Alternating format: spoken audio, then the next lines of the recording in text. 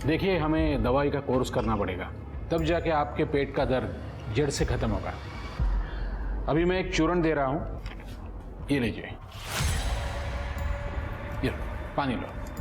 हम लोग 10 minute wait करेंगे, उसके बाद मैं आपको दूसरी दवाई दूंगा, ठीक है?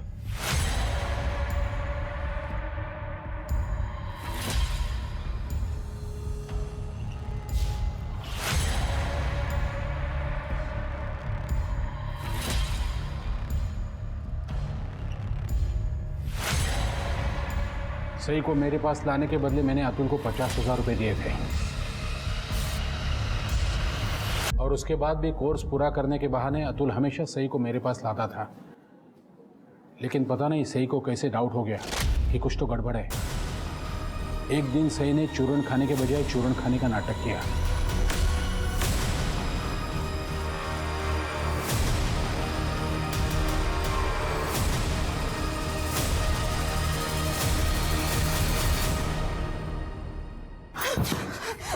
तो दवा खिलाकर ये इलाज कर रहे हो आप मेरा? मैं आपको अच्छा समझती थी और आप मेरा ही रेप कर रहे हो। चुप!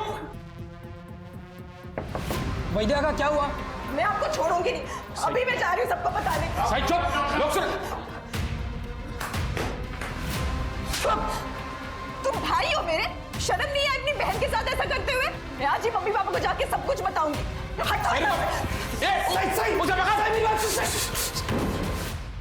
सच तो यह है कि सही को तुम्हारी हकीकत के बारे में पता चल गया था और इसीलिए उस वैद्य के साथ मिलकर तुमने सही को ठिकाने लगा दिया। नहीं साहब, मैंने सही को नहीं मारा है साहब।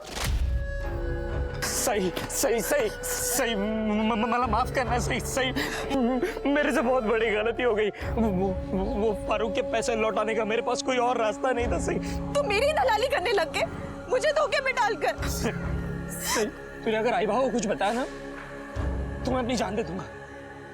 और सही मान भी गई थी किसी से कुछ ना बताने के लिए, लेकिन फिर कुछ लोग उसे ब्लैकमेल करने लगे। वैद्य काका का और सही का वीडियो दिखाकर। कौन थे वो लोग? वही जिन्होंने वीडियो बनाई थी, वैद्य काका का किराएदार और उसके दोस्त। परेश? नहीं साहब, परेश नहीं, वो दूसरा किराएदार, जेरी। ये जो वैद्य जी के साथ कर रही हो मेरे साथ भी कर। किसी को कुछ नहीं बताऊंगा, और वैसे भी इस बूढ़े वैसे ज्यादा अच्छा दिखता हूँ, है ना? मैडम, सई अक्सर आती थी वैद्य जी के घर पे। उसका भाई अतुल घर के बाहर बैठा रहता था, जबकि सई और वैद्य जी अक्सर कमरे में बंद रहते थे वीडियो बनाने के लिए।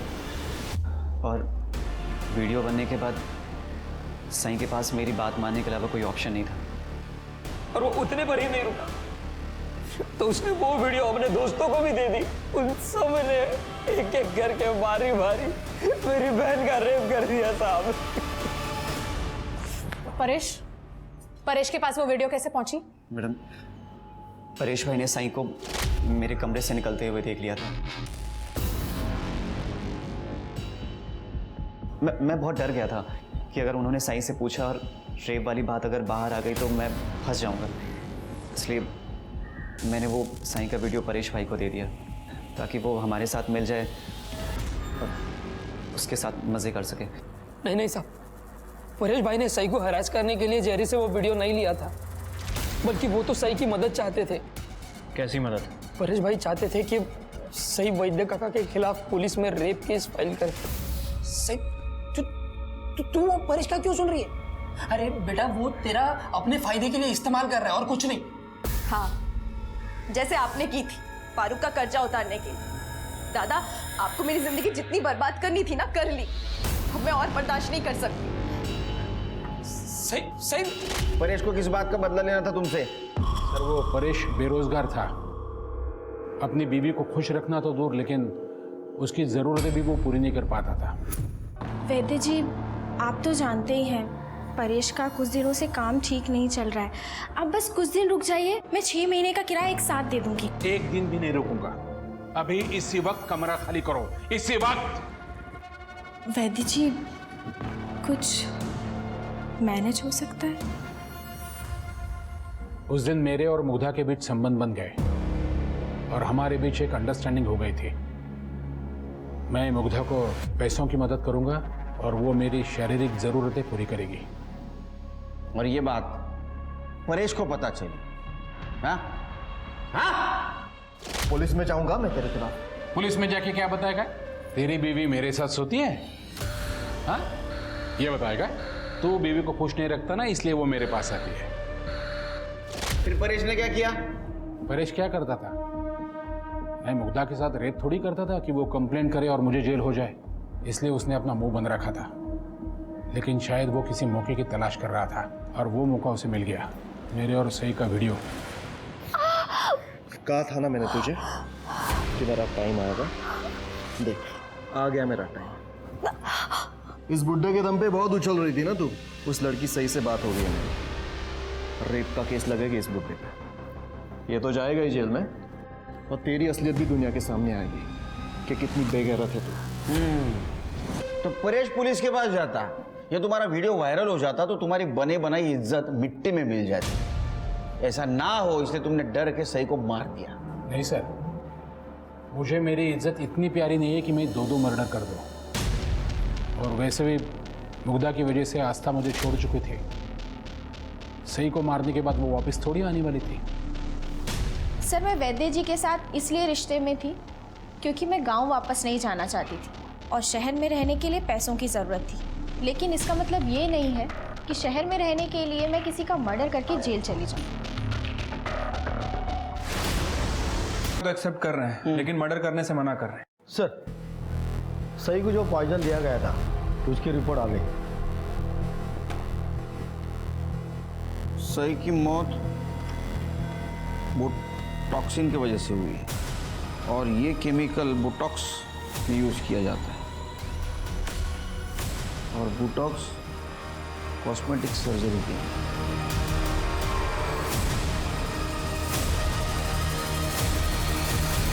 सर, आपको कोई गलतफहमी हुई है, मैंने किसी को भी नहीं मारा। देखिए आस्था जी, सही को बोटॉक्स का इंजेक्शन दिया गया था जो कि अक्सर आप यूज करती हो। चक्रधर से भले आप अलग रहती हो लेकिन है तो आपके पति, उन्हें आप जेल कैसे जाने देती? रजिस्टर में 5 बॉटल्स की एंट्री है और यहाँ पर केवल 4 ही बॉटल है। कहाँ गई एक और बॉटल? सर, क्लिनिक में बोटॉक्स का रिकॉर्ड नीतू मेंटेन करती है, मेरी नर्स। फिर क्यों नहीं?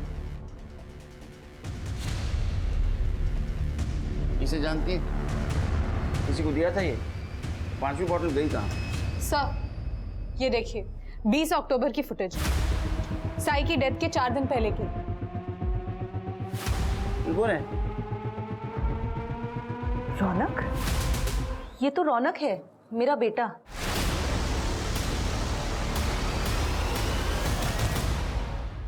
सही के साथ क्या पर्सनल दुश्मनी थी तुम्हारी?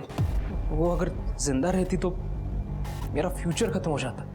मतलब? सर, एक दिन परेश अंकल आए थे पापा को पुलिस की धमकी देने। इस बुड्ढे के दम पे बहुत उछल रही थी ना तू। उस लड़की सही से बात हो गई है मेरी। रेप का केस लगेगा इस बुड्ढे पे। ये तो जाएगा ही जेल में। सर, मुझे मास्टर्स के लिए अमेरिका में स्कॉलरशिप पे एडमिशन मिल रहा था। उसी का पुलिस वेरिफिकेशन था कुछ दिन में। अगर ये सही पापा के खिलाफ रेप चार्जेस लगा देती तो मेरा वीज़ा क्लियर नहीं होता सर, इसलिए मार दिया मैंने उसे।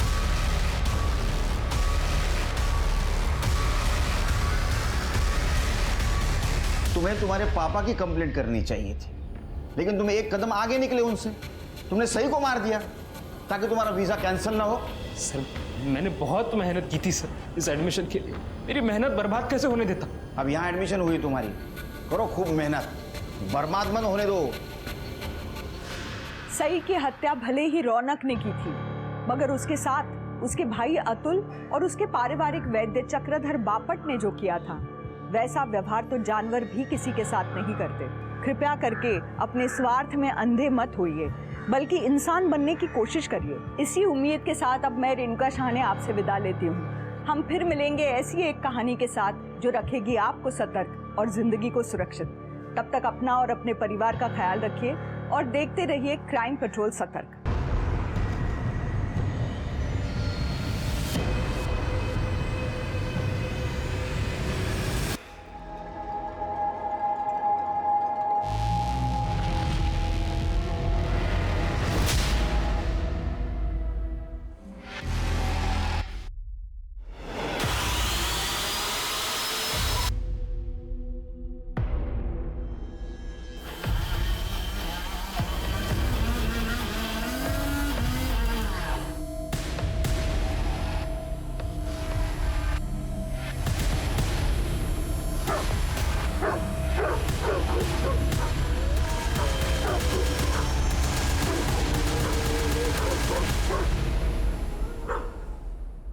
नमस्कार, मैं रेणुका शाहने क्राइम पेट्रोल सतर्क में आप सबका स्वागत करती हूँ। हत्या करना सिर्फ एक अपराध नहीं है, बल्कि हत्या प्रतीक है उस नफरत की कि किसी का जिंदा रहना भी बर्दाश्त से बाहर हो जाता है। कुछ मामलों में ये नफरत इस हद तक पहुँचती है कि इंसान हैवान बन जाता है। महाराष्ट्र के औरंगाबाद जिले में ऐसा ही हुआ था। एक लड़की का ना सिर्फ रेप करके मर्डर किया गया, बल्कि उसकी डेड बॉडी के छोटे छोटे टुकड़े करके उसका कीमा बनाया गया, उसे कुत्तों को खिला दिया गया। अपनी मौत में भी वो लड़की इस तरह से अपमानित हो। अगर कोई ऐसा चाहता था तो ज़रूर उस इंसान के दिल में उस लड़की के लिए नफरत का एक सैलाब पल रहा होगा। लेकिन एक लड़की किसी के साथ आखिर ऐसा भी क्या बुरा कर सकती थी जो मरने के बाद भी उसके साथ ऐसा व्यवहार किया गया?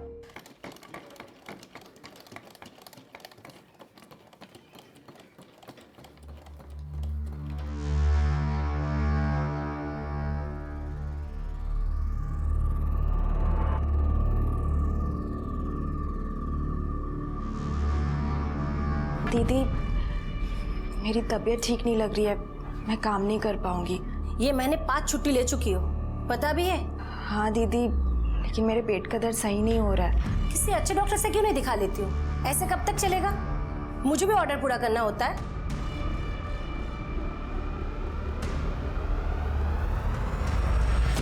लो दीदी, आपका 1 किलो सेब का 160 और 2 दर्जन केले का 70 रुपए।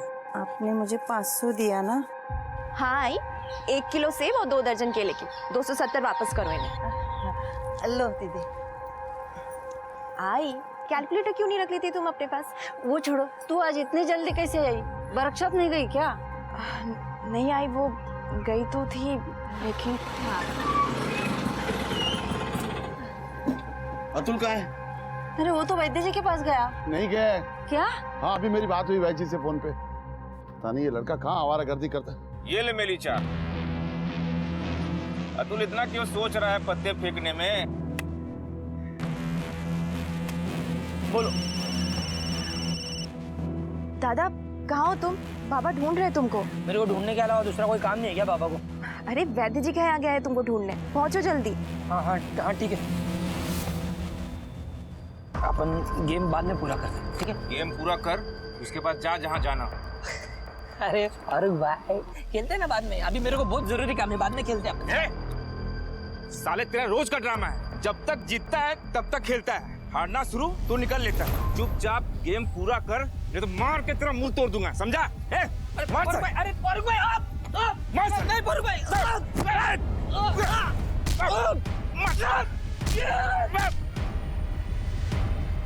साले जिस दिन दिख गया कहीं, नया पुराना हिसाब सब बराबर कर दूंगा।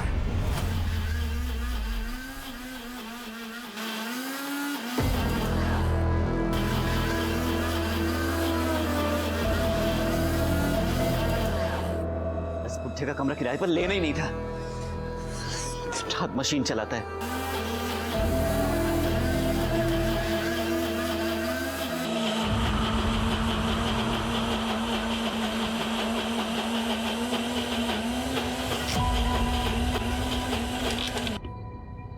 बड़ी जल्दी आ गए आप। ऐसे ही काम सीखोगे?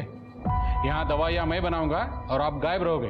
वो काका, कुछ काम याद आ गया था तो मैं। अतुल, ऐसा कौन सा काम है जो काम करने के बाद जेब फटती है और नाक में से खून निकलता है?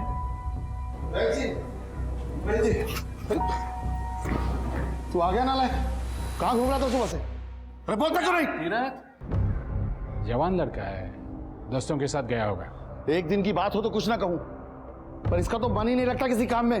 बेटा अब भी टाइम है तुम्हारे पास, वैद्य जी से कुछ हुनर सीख लो तो जिंदगी बन जाएगी, नहीं तो आके चलाना रिक्शा हमारे जैसे। धीरज, शांत हो जाओ। अतुल, तुम ये दवाई की पुड़िया बनाना, मैं आता हूँ। आओ धीरज, आओ। धीरज वो जवान लड़का है।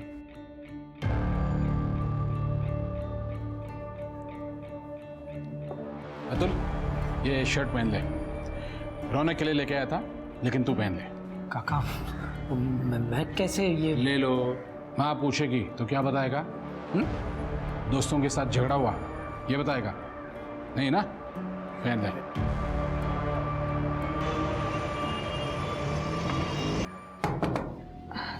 दादा मुझे वापस से पेट में दर्द हो रहा है, दवा कहाँ रखी है? वो अंदर में जो शर्ट टंगी है ना, उसे जेब में जा दे।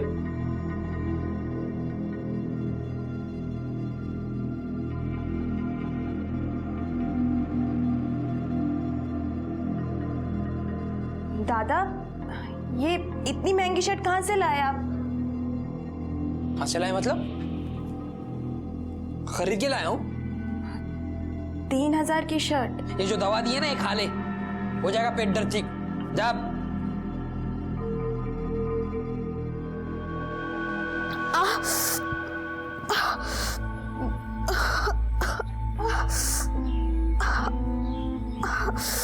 सही? क्या हुआ? अब तक सही नहीं हुआ पेट का दर्द? तूने दवाई खाई थी ना जो मैंने दी थी? उठो।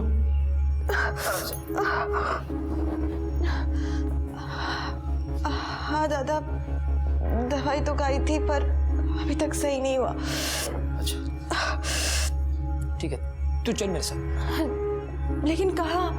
कुछ पूछ मत, जितना बोल रहा हूँ उतना कर। चल चल चल।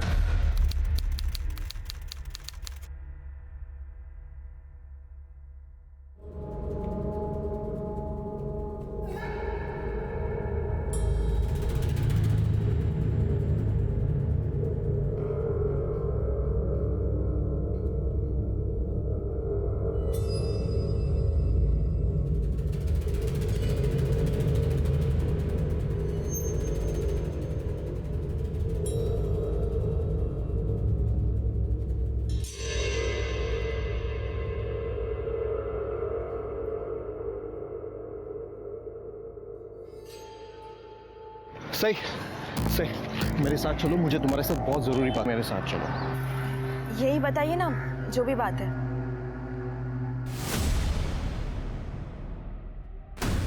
अब चलोगी या नहीं?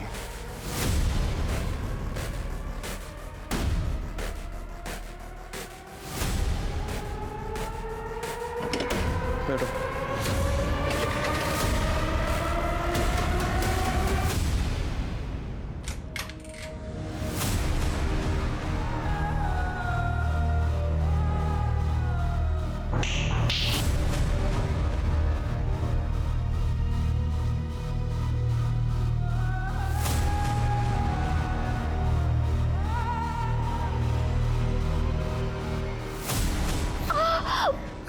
एक बार मेरी बात सुन लो। कहा था ना मैंने तुझे कि मेरा टाइम आएगा।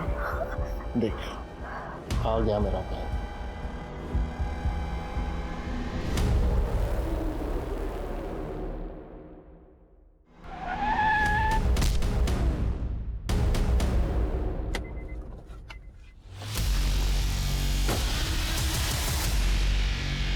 कह रहे एक्सीडेंट करता है, एक्सीडेंट करता है। भाई मैं तो सही जा रहा था भाई। ए, पुलिस को फोन कर रहे।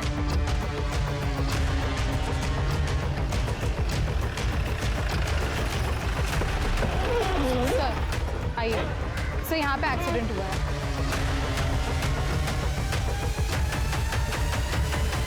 सर अचानक से ये आदमी कार के सामने आ गया और मौके पे इसकी डेथ हो गई विद इन सेकंड सर। पहचान हुई? नहीं सर, आप ही का वेट कर रही थी। सिर के आइडेंटिफिकेशन मिलता है कि देखो। सर इस आदमी के कार से एक्सीडेंट हुआ था। क्या नाम है तुम्हारा? अमितेश कुमार। एक्सीडेंट कैसे हुआ? सर मेरी कोई गलती नहीं है, मैं तो सीधे सीधे अपने रास्ते जा रहा था। यह आदमी अचानक किसी से भागते हुए रोड पर आ गया मेरी कार के सामने। तुम्हें कैसे पता चला? सर ये बहुत हड़बड़ी में रोड पर आया था, जैसे इसके पीछे कोई हो। तुमने देखा इसके पीछे किसी को? इसे देख तो नहीं पाया, पर मुझे ऐसा लगा कि इसके पीछे कोई है, क्योंकि ये बार बार मुड़ के देख रहा था। एक्सीडेंट होने के बाद किसी को देखा इसके पीछे? नहीं सर, मैं घबरा गया था। दारू पीता है? नहीं नहीं सर। कर दे, मेडिकल लगे होंगे। सर चलिए। सर आधार कार्ड मिला है, परेश भवनकर, देवनगर का रहने वाला है। मोबाइल मिला इसका?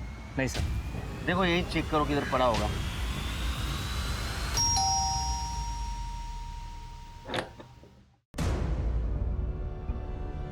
परेश भावनकर यही रहता है? हाँ यही रहता है, किराए पे रहता है। क्या बात है सर? और कोई रहता है उनका यहाँ? मैं रहती हूँ। उनकी वाइफ मुग्धा भवनकर।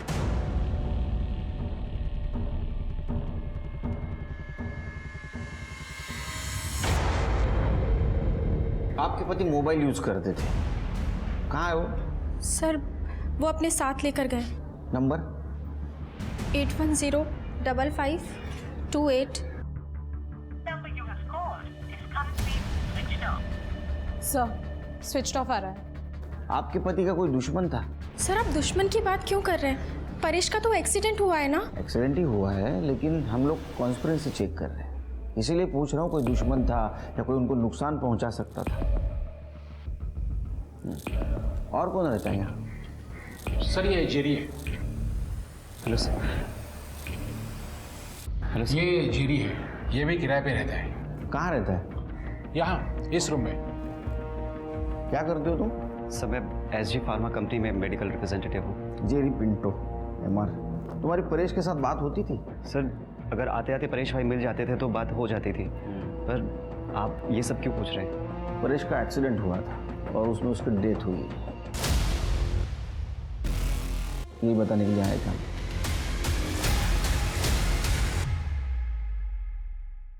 तृप्ति, ये परेश का मोबाइल ट्रैकिंग पे डालो और एक्सीडेंट स्पॉट पे जितने भी लोग मौजूद थे उनसे बात करो। हो सकता है उनमें से किसी ने मोबाइल गायब किया हो।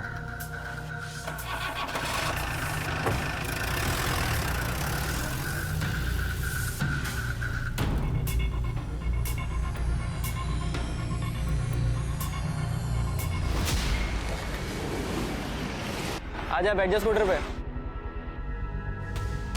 अरे ऐसे क्या चौंक रही है? अच्छा वीडियो देखेगी है? ये देख, देख लिया, मिल गई टिकट। चल, अरे चल।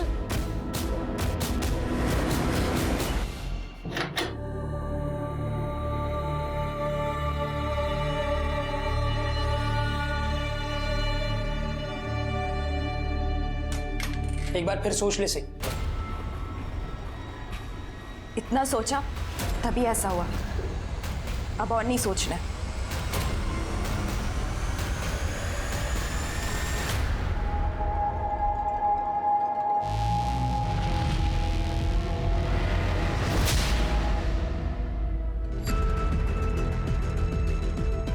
ये देखो, ये कैसी है? अच्छी है ना? यहाँ और भी सैंपल्स हैं, पर मेरे हिसाब से तुम्हारे फेस कट के लिए ये नोज परफेक्ट रहेगी। Wow, perfect. मीतू, मैडम को अंदर ले जाओ और सर्जरी के लिए रेडी करो।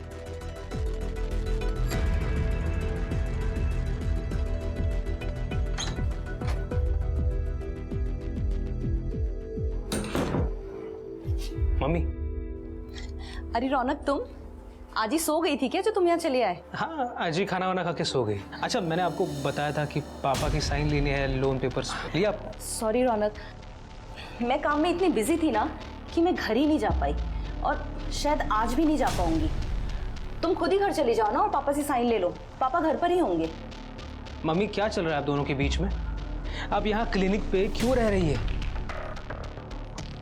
तुम पापा की साइन लेने जा रहे हो ना, तो खुद ही उनसे पूछ लेना। सर, अमितेश की drink and drive report negative आई है और उसका और परेश का कोई कनेक्शन एस्टैब्लिश नहीं कर पाए हम।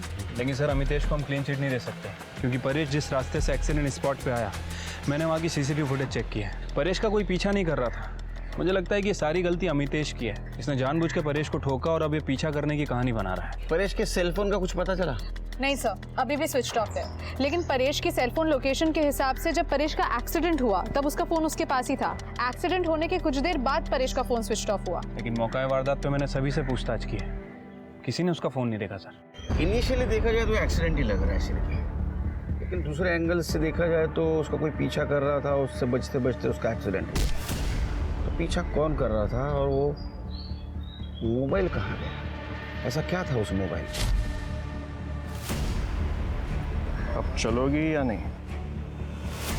सर, अब ये सब तो वो मोबाइल मिलने के बाद ही पता चलेगा। तुम एक काम करो सिर्फ, कि परेश के दोस्त दुश्मन जितने भी उनकी लिस्ट निकालो और तुम परेश के बाद मुग्धा, उसका बैकग्राउंड चेक करो। सर के लिए गई तो उन्हीं में से 2 स्ट्रे डॉग्स मुझे मरे हुए मिले और मुझे लगता है किसी ने उन्हें जानबूझकर जहर देकर मारा है। व्हाट? कोई स्ट्रे डॉग्स को जहर देके क्यों मारेगा? मैडम, बहुत सारे लोग हैं जो डॉग्स को पसंद नहीं करते हैं, उनसे चिढ़ते हैं और टॉर्चर भी करते हैं और इवन कभी तो जान से भी मार देते हैं। और मुझे लगता है ऐसे ही किसी एक आदमी ने ये दोनों स्ट्रे डॉग्स को जहर देकर मार दिया है। आप मेरे साथ चलिए, मैं आपको दिखाती हूँ। वेट करे, आप मैम के साथ जाइए और देखिए क्या मामला है। ओके, चलिए।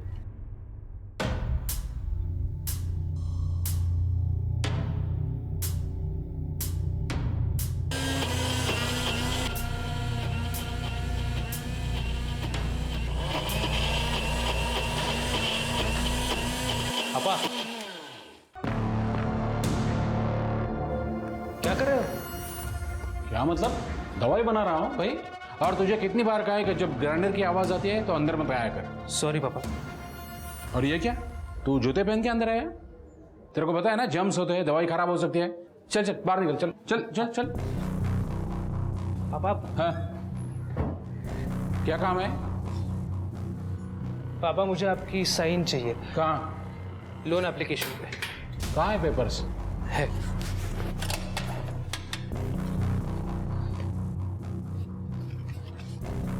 कहाँ चाहिए? अच्छा पापा, मम्मी इतने दिनों से क्लिनिक पे क्यों रह रही है? ये लो, पेपर साइन हो गए। तुम पढ़ाई पे ध्यान दो, इन सब बातों में मत पड़ो। ओके।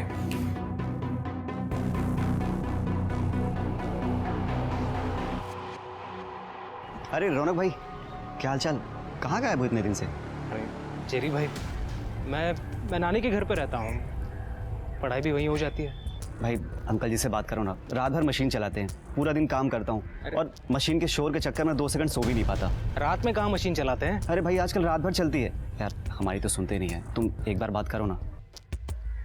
ठीक है, मैं बात कर लूँगा, बट अभी मुझे थोड़ा लेट हो रहा है। जेरी भाई, मिलते हैं बाद में, ठीक है?